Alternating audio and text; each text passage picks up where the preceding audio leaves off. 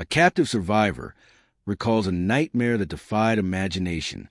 They carried out horrifying acts of torture, not just on us, but on little children, even pregnant mothers. They mutilated our bodies, flayed captives alive, and burned them slowly, sometimes for hours, sometimes for days.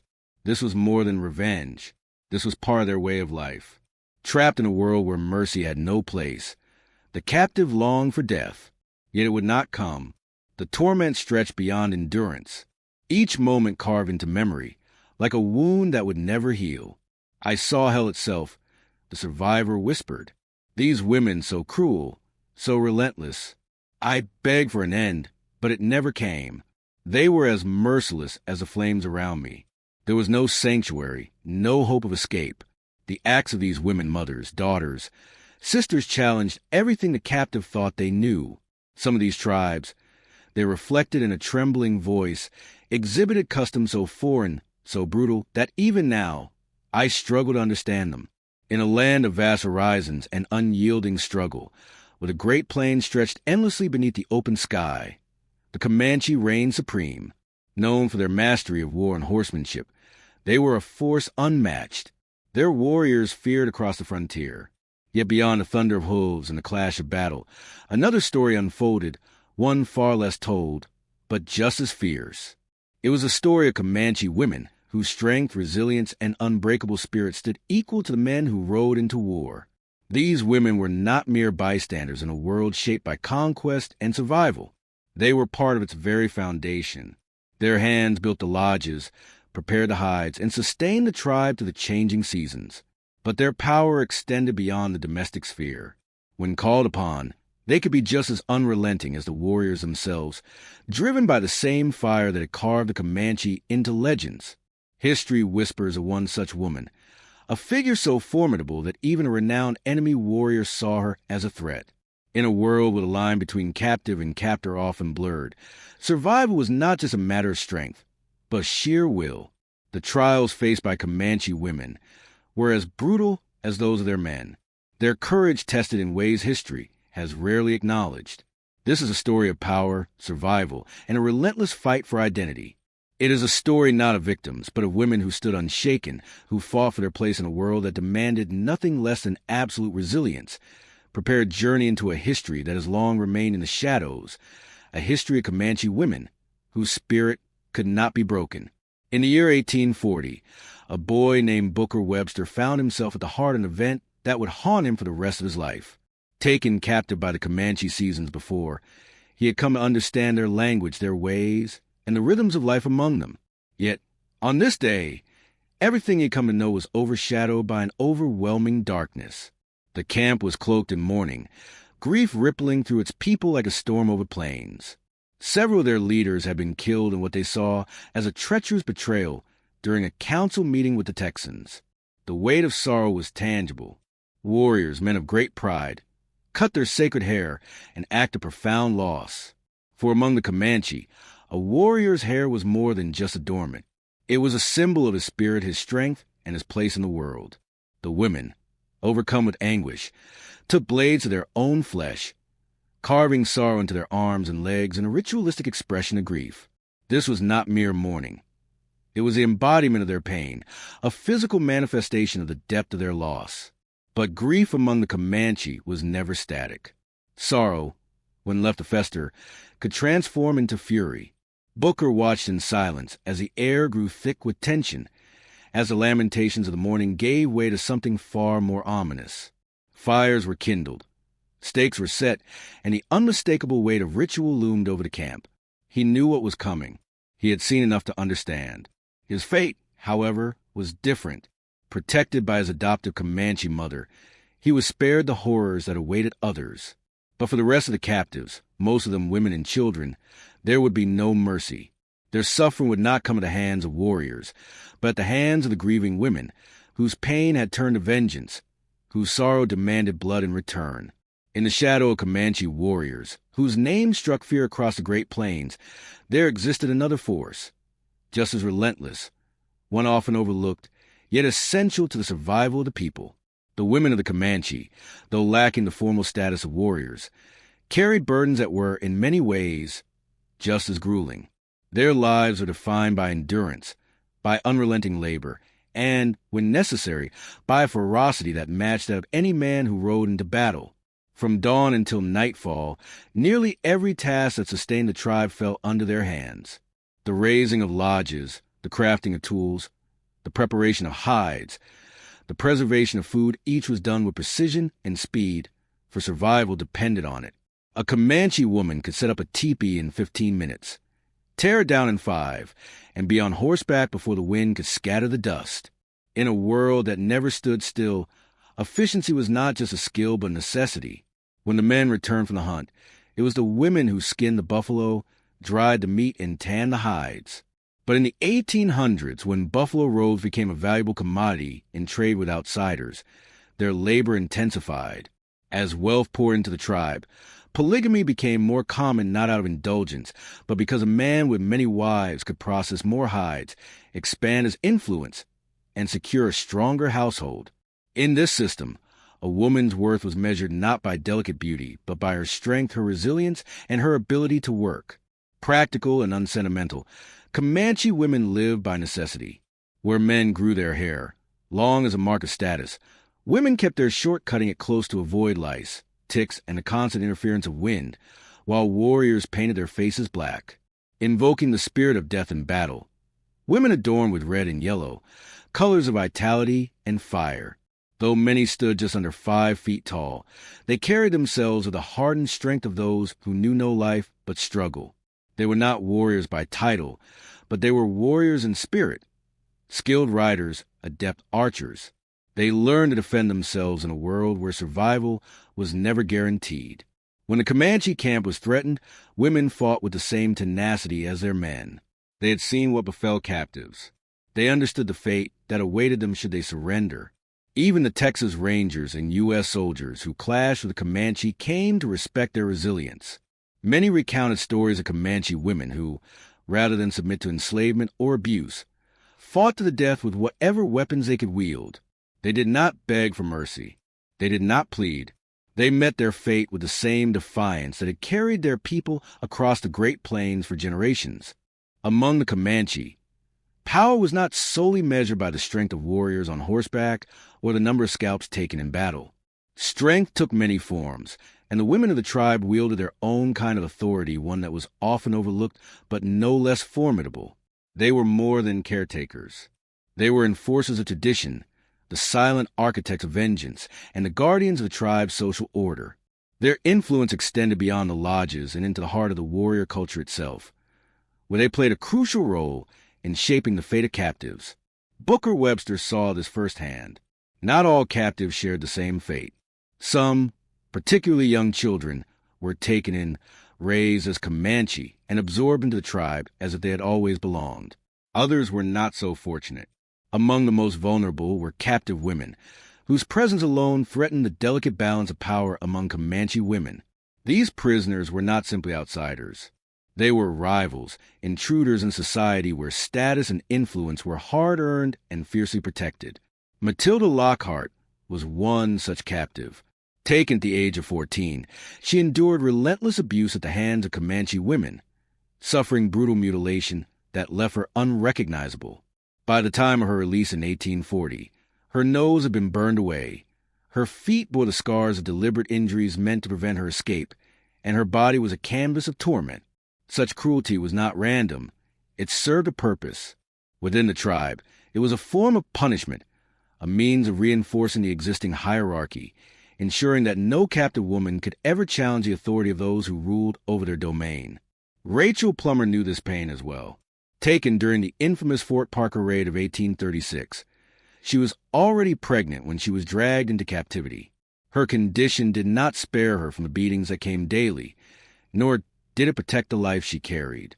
When she gave birth, her child was seen not as a new life, but as an inconvenience, a burden that could not be afforded in a world where survival demanded constant movement. The infant was taken from her, and in an act that defied all human mercy, it was killed. To the Comanche, this was not cruelty for cruelty's sake. It was a brutal practicality, a decision made in a culture where every member of the tribe had to contribute, and those who could not were seen as a threat to the whole.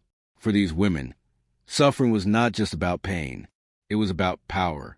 The captives who endure were not just victims of violence, but symbols of a deeper struggle, one that played out within the ranks of the Comanche themselves, where women fought not with weapons, but with control, influence, and the ruthless enforcement of their place in society.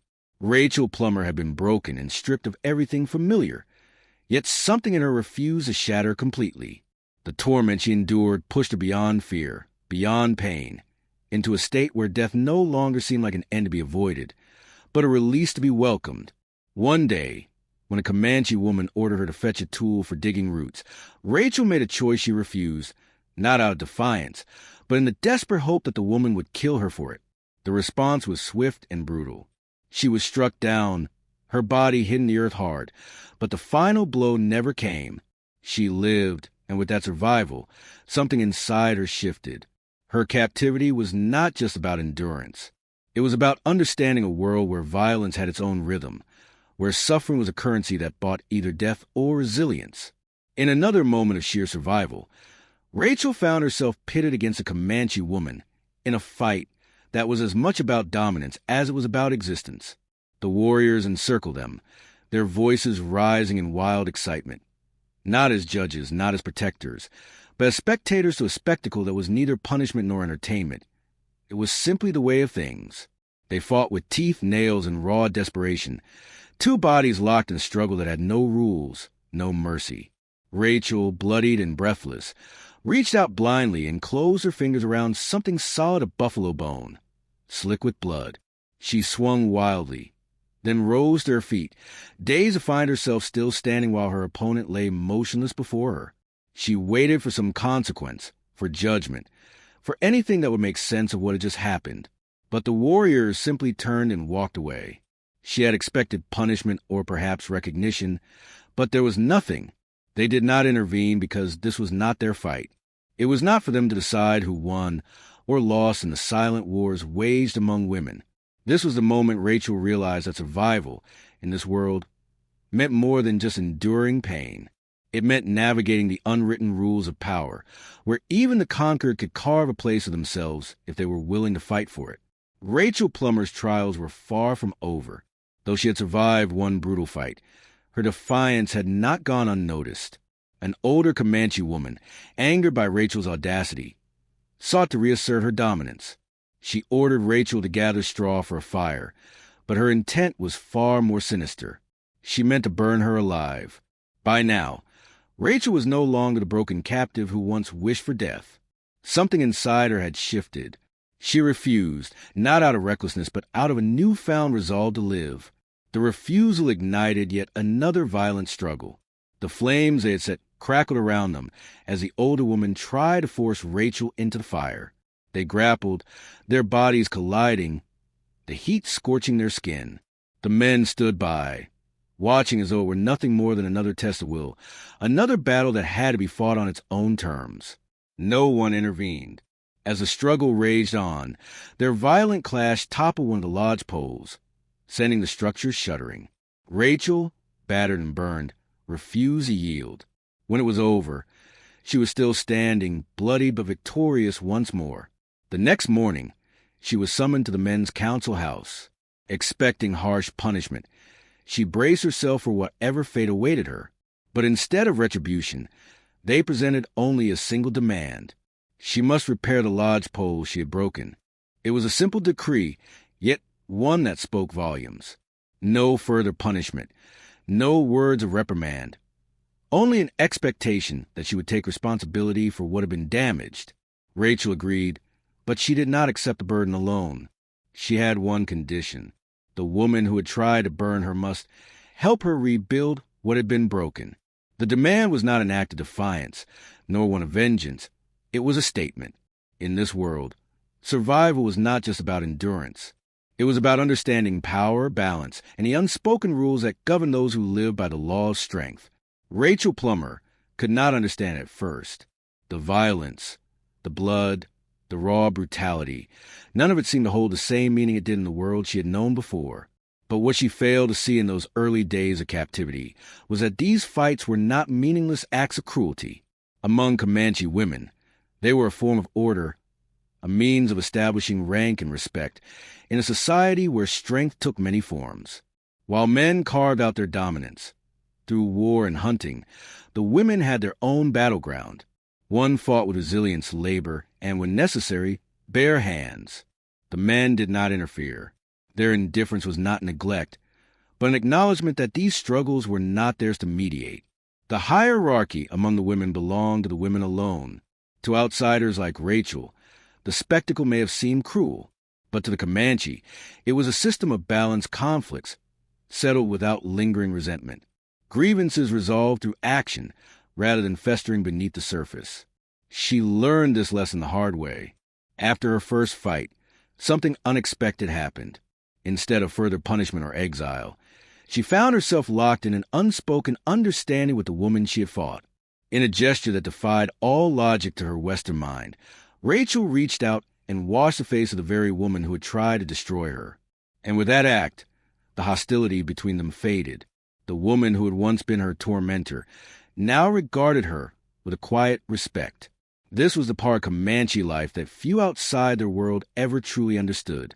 Women, though often seen as subordinate in the eyes of outsiders, held their own kind of power. They were not meek. They were not weak. Their place in the tribe was not simply dictated by the men, but forged their own tests of endurance, their own trials of will. Rachel's story, though one of suffering, offered a rare glimpse into this world, one where even a captive could earn a measure of respect through sheer perseverance. Yet she was not one of them.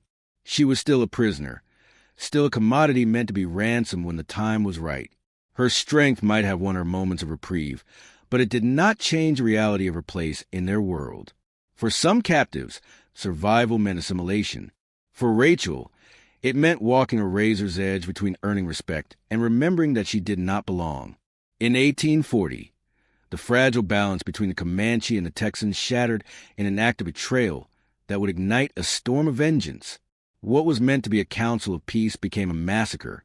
When Texan soldiers ambushed the Pennatica Comanche leaders, demanding the return of white captives, when the blood of their leaders stained the earth.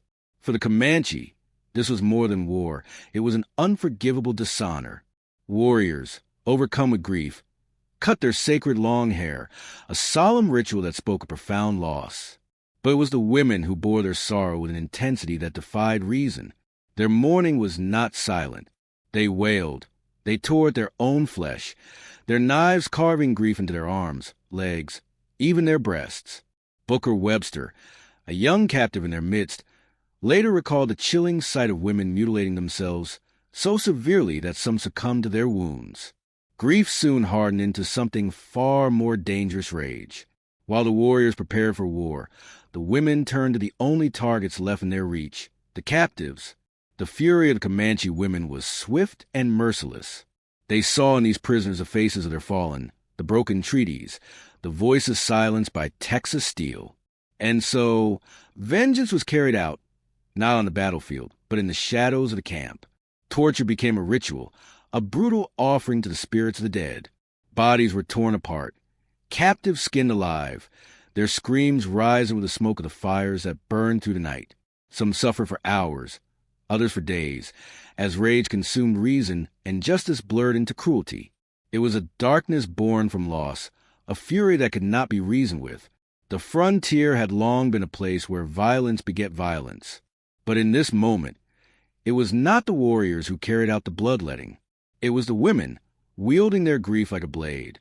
For the women of the Comanche, vengeance was more than an act of rage. It was a sacred duty, woven into the fabric of their existence. It was not enough to simply defeat an enemy. The spirit had to be broken. Its very essence denied entry into the afterlife. Mutilation was not random brutality. It was a means of severing an enemy's connection to the world beyond. To the Comanche, only the Numina, the true people, were destined to walk the spirit path. Outsiders, those who did not belong, were little more than shadows, unworthy of passage beyond death. To be captured by the Comanche was to be judged unworthy. And for many, that judgment carried the weight of unimaginable suffering. This was the reality of life on the plains. A brutal law of survival, where mercy was neither given nor expected. The women of the Comanche knew this well. They had seen their own suffer at the hands of outsiders, and they did not forget. Should fate ever turn against them, they expected no quarter in return.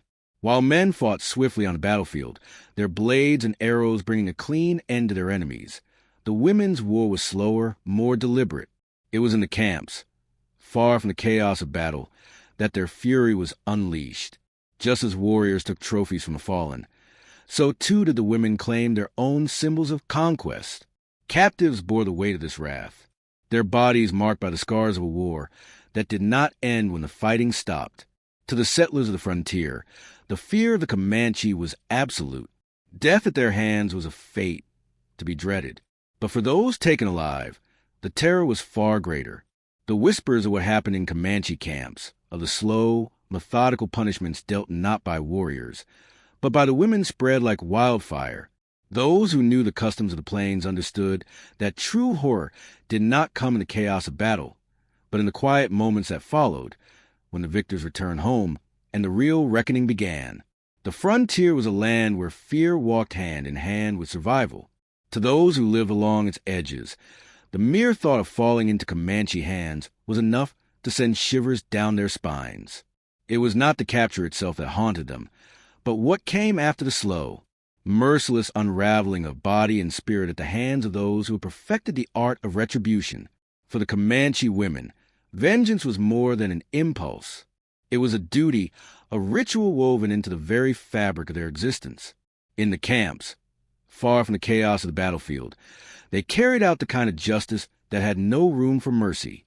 It was here, in the shadows of war, that the true weight of the frontier's brutality was felt not in the clash of warriors on the plains, but in the whispered terror of what awaited those who were taken alive. As the sun dipped below the vast horizon of the Great Plains, the echoes of that world did not fade with it. The legacy of the Comanche women, unyielding, fierce, and relentless, endured long after they were fought, and the frontier was claimed. Their strength was not measured in conquest alone, but in the sheer force of will that allowed them to carve their place in a world that sought to erase them. And as we look back on their stories etched into the annals of history, we are left with a stark truth. The power of the Comanche was never solely in the warriors who rode into battle, but in the women who stood behind them, unyielding, unbreakable, and unwilling to be forgotten.